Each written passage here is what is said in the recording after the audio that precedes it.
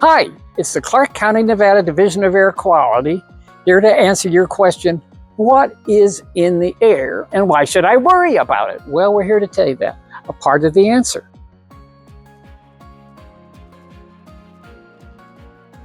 Let's talk about the particles in the air. This is what EPA has been regulating for many, many years for good reasons, because it can impact your health and it can bother you with the visibility of what you see in the air, right? So we call it PM2.5, which is the fine particles, and PM10, which is the larger particles.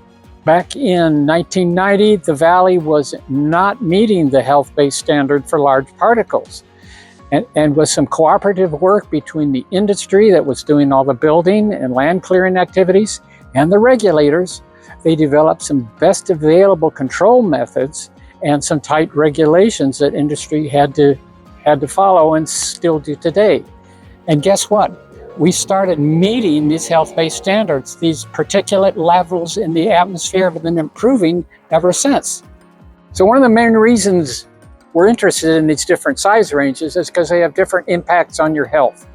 The smaller particles, we call them fines, are not so fine for you, and they get down inside your lungs.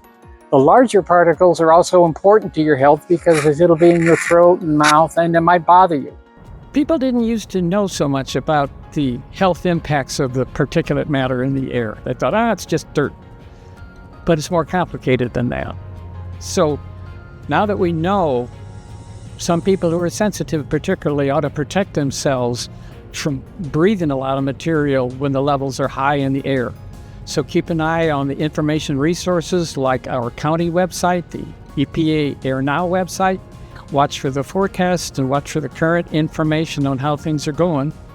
And if it's a bad day that affects you, stay out of it. That sounds really basic, but exposure is the best way to protect yourself from things that you can't see or feel in the air.